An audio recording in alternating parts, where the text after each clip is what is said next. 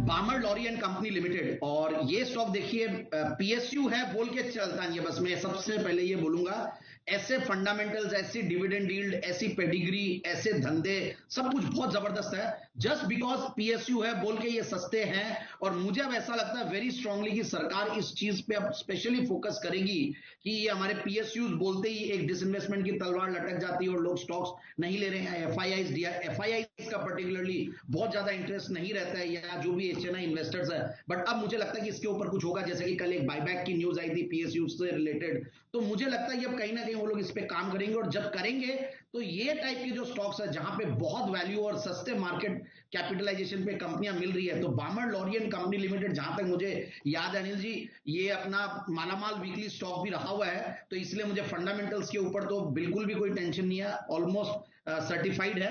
और बिल्कुल 7% का डिविडेंड देने वाली कंपनी, 17-18 की पी मल्टीपल।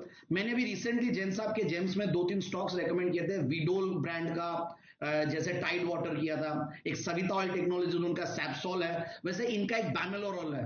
मतलब बामेलोरॉल is a very good brand, बहुत जबरदस्त चलता है और ईस्ट इंडिया में बहुत जबरदस्त विजिबिलिटी है इस पर्टिकुलर ल्यूब्रिकेंट के ब्रांड की। तो मुझे लगता है कि ये स्टॉक को बिल्कुल लेना चाहिए। और बहुत पुरानी पेडिग्री है, 8 कंपनीज है, ट्रैवल और ये सारे बहुत सारे सेगमेंट्स है। और जो अभी प्राइस है वो करीब बहुत ही अट्रैक्टिव है, 100 रुपए के लगभग है, 103-104 रुपए, और आराम से ये 125 तक के लेवल्स आने वाले कुछ महीनों में ही दिखा सकता है, ऐसा मेरा मानना है। बिल्कुल बिल्कुल, मीडियम टर्म पोजिशनली जो पिक लाया हूं वो है वीएसटी इंडस्ट्रीज लिमिटेड।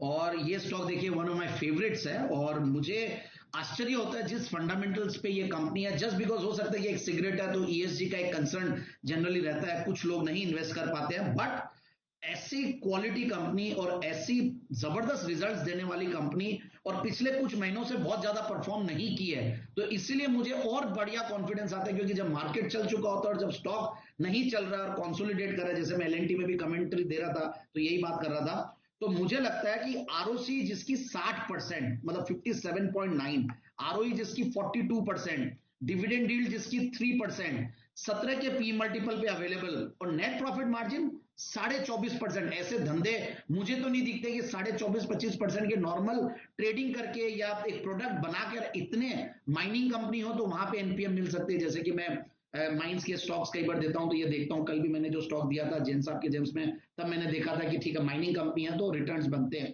बट यहां पे इस तरीके के 24.5% का नेट प्रॉफिट मार्जिन मुझे लगता है, और जून क्वार्टर बहुत अच्छा था इनका, दिसंबर क्वार्टर अच्छा था। मुझे लगता है कि आने वाले दिनों में December quarter in fact highest ever quarterly profits इन्होंने दिया 81 करोड़। और दिसंबर क्वार्टर की मैं बार बार इसलिए जिक्र करता हूं कि ये लास्ट नॉर्मल क्वार्टर था प्री कोविड, पूरा क्वार्टर जहां पे बिजनेस करने को मिला कंपनीज को। तो मेरे हिसाब से इस स्टॉक में बिल्कुल निवेश करना चाहिए इन लेवल्स पे, एंड सब buy and forget story. Damani ji का भी इन्वेस्टमेंट है इस कंपनी में, तो और डबल कॉन्फिडेंस आता है। तो 3730 3790 ये टारगेट है आने वाले कुछ महीनों। बिल्कुल, आज जो मैं शॉर्ट टर्म पिक लाया हूं वो मैं समझ लीजिए कि आइडिया कॉपी कर रहा हूं अनिल जी, वो है 2 आरके से मैंने कॉपी की है, एक है आरके दमानी जी से और दूसरा है राकेश कुणाल चार्ट कॉर्नर से, इंडिया सीमेंट्स। इनफैक्ट जिस कन्विक्शन से राकेश जी ने, कुणाल जी ने ये स्टॉक बहुत निचले स्तरों पे इनफैक्ट अच्छे से रेकमेंड किया था, और अभी भी ये वैसे देखिए ये स्टॉक सीमेंट स्पेस में मैंने बहुत सारे स्टॉक्स रेकमेंड किए, मैंने जैन साहब के जेम सीरीज में भी बहुत सारे किए हैं और रेगुलरली करते हैं, भले वो अंजनी पोर्टलैंड हो या डेक्कन सीमेंट हो या स्टार्ट सीमेंट हो, बड़ी में अल्ट्राटेक, श्री सीमेंट, सब पे ही ध्यान दिया है। मंगलम सीमेंट इस सीरीज में भी मैंने किया एसपीएल में।